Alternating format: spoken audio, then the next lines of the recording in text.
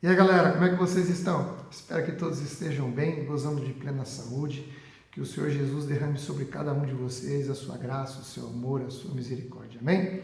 Bom, hoje eu quero mais uma vez compartilhar uma palavra com você, um trecho da Bíblia, que está lá no capítulo 32 de 2 Crônicas, a partir do verso 7. Eu vou ler e aí nós vamos meditar um pouco sobre esse texto. Esse aqui é um contexto de guerra, né? Senaqueribe, o rei da Síria, ele estava invadindo Judá, e o rei aqui era o rei Ezequias. E quando veio essa invasão, a Síria era um exército muito temido, era quase um império da época, era a maior potência militar. Invadiram Judá, quer dizer, Judá não tinha força, não tinha soldados, não tinha equipamentos para resistir a essa invasão. Então, o povo tinha muito medo, porque os assírios eram terríveis. Eles realmente humilhavam as pessoas, eles destruíam, eles decapitavam os homens, faziam montes de cabeça, derramavam seus sangues pelas ruas, pegavam as mulheres grávidas e tiravam seus bebês.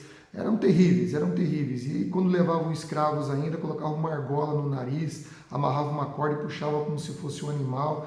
Então era um povo terrível. Então o povo de Judá estava com medo, né, dessa invasão, estava com medo de ser levado cativo pelos assírios. E aí então o rei Ezequias fala para o povo assim: sede fortes e corajosos, não temais nem desanimeis por causa do rei da Síria, nem por causa de todo o exército que está com ele, pois está conosco um maior do que o que está com ele. Ele tem força humana, mas nós temos o Senhor, o nosso Deus, para nos ajudar e lutar por nós. E o povo se tranquilizou com as palavras de Ezequias, rei de Judá. Bom, daqui nós podemos tirar algumas lições preciosas para os dias que nós estamos vivendo, né? Tribulações sempre vão existir. Então, situações difíceis, situações que muitas vezes vêm de encontro conosco, situações que causam medo, causam alguns tipos de sentimentos, sensações, né? Então, essas situações sempre existirão. O próprio Senhor Jesus disse que no mundo tereis aflição. Então, o medo, o sentimento de impotência, às vezes de desânimo, gerado por essa circunstância, eles vão acontecer, né? O medo, por exemplo, é uma sensação que não é ruim, é boa, porque ele é um alerta em relação ao nosso estado de sobrevivência. Então, na medida certa, o medo nos torna vigilantes, nos torna atentos, nos torna mais sóbrios com relação às ações e às atitudes que nós devemos tomar. Agora, o que não pode é o medo se tornar patológico, né? Porque o medo ele pode paralisar uma pessoa, a pessoa pode ficar paralisada, sem reação, sem saber o que fazer, desnorteada, ou o medo pode fazer com que alguém fuja. Então, se a pessoa fica constantemente fugindo daquela situação, não encara ela, não resolve ela, então fica sempre com aquela agonia, aquela angústia, aquele peso, aquele nó no estômago. Ou então, muitas vezes, o medo também pode causar uma fúria na pessoa e a pessoa impensadamente começar a agir, né? Agir impensado. Então, o medo, quando se torna uma angústia muito profunda, pode levar até mesmo à depressão. Então, nós temos que tomar cuidado, não podemos deixar que o medo nos domine ao tal ponto de levar a um desânimo profundo. É natural que quando você sente medo, daquele desânimo, você fala, puxa vida, mas isso aqui acontecendo comigo, por que será? Meu Deus do céu, porque é natural nosso esse tipo de sensação. No entanto, é necessário que a gente esfrie a cabeça, né? Que a gente coloque as coisas, cada coisa no seu devido lugar, né? Respire fundo e lembre-se, como disse aqui o rei Ezequias, que maior é aquele que está conosco. Maior é aquele que tem lutado por nós, né? Porque esse, no caso do rei da Síria, era o exército humano. Agora, o homem foi feito por Deus, então Deus tem poder e autoridade para fazer o que ele quiser, tanto que nesse caso aqui específico, Deus mandou um anjo e destruiu 175 mil soldados assírios numa noite. E o Senaqueribe voltou para a Síria sem atirar uma única flecha, ainda chegou lá e morreu ainda, morte à espada pelos seus próprios filhos, como Deus havia mandado falar através do profeta Isaías. Mas nas nossas lutas de hoje, nós temos que lembrar que nós temos um Deus que é soberano. Nós temos um Deus que a história do cristão já está escrita. E essa história não é de derrota, essa história é de vitória. Porque a soberania de Deus não é tirânica. A soberania de Deus ela é guiada por amor, por graça e por misericórdia. Então, o texto nos ensina outra coisa.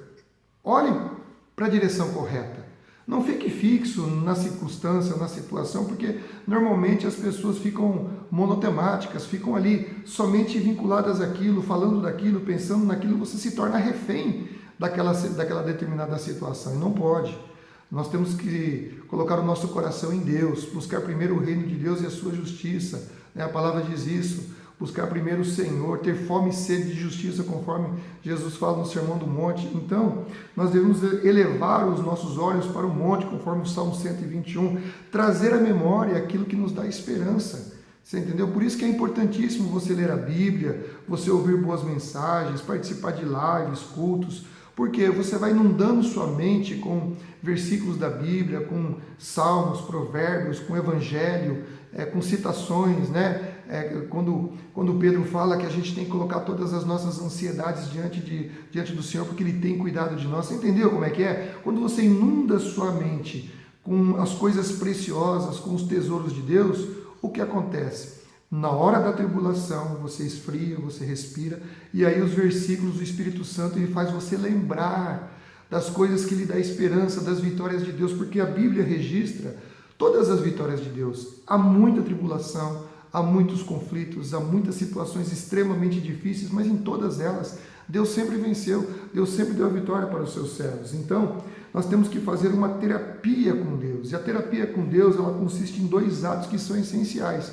O primeiro é você conhecer o Deus com quem você vai falar. Então você precisa ler a Bíblia, como nós estamos falando aqui agora. Você lê a Bíblia e você aprende com ela. A segunda coisa é você conversar com Deus baseado na Bíblia. E aí você vai lá e desabafa com o Senhor. Você conversa, você expõe seus limites, você expõe suas fraquezas. Você diz, Senhor, eu não posso resolver isso. É muito grande para mim. E Jesus vai falar para você, não, de fato é grande. Então confia em mim. Entrega essa situação para mim que eu vou resolver para você. É isso que você tem que fazer. O Espírito Santo vai trazer à memória os versos, vai trazer à memória as histórias que lhe dá esperança, que lhe dá certeza de vitória, que lhe dá, sabe, a sustentação para que você possa viver uma vida vitoriosa e não uma vida derrotada. E aí o que vai acontecer? O desânimo vai embora. O medo é substituído pelo grande amor de Deus. Conforme você lê a Bíblia e você se relaciona com Jesus, o amor que vem pelo Espírito Santo sobre você, ele vai preencher todos os vazios do seu coração e aí o medo vai se extirpar. Porque você vai saber que a tua mão está no controle de Deus, que a tua mão está que a tua vida está nas mãos de Deus, e Deus sabe o que é melhor para você, Ele sabe o que é melhor para você, então você pode confiar, amém? Então, dentro desse contexto aqui, o rei Ezequias depois foi vitorioso, porque Senaqueribe voltou. O que eu quero dizer para você então, confie em Deus, sabe, inunde sua mente, sabe, aproveite os momentos que você tem, esses momentos que estão sendo disponíveis agora, e inunde a sua mente com as coisas de Deus, inunde sua mente com os versos, com pregações, como eu já disse, com louvores. Se não está fazendo nada, põe um louvor, vai ler alguma coisa, edifique sua vida, não fica com os olhos nas coisas que são passageiras, porque de fato elas vão passar, todas elas vão passar, mas a palavra de Deus, ela não passa. O próprio Senhor é o mesmo ontem, hoje e sempre será o mesmo, e Ele está conosco, Ele quer nos dar a vitória, amém? Então eu espero que você seja edificado com esta palavra, que você continue abençoado para a glória de Jesus, e que o Senhor continue lhe dando tudo aquilo que você necessita, porque lembre-se de uma coisa, todas as provisões divinas já foram dadas para você, a fé que você precisa para vencer esse momento já te foi dada. Deus te abençoe e até o próximo vídeo em nome de Jesus.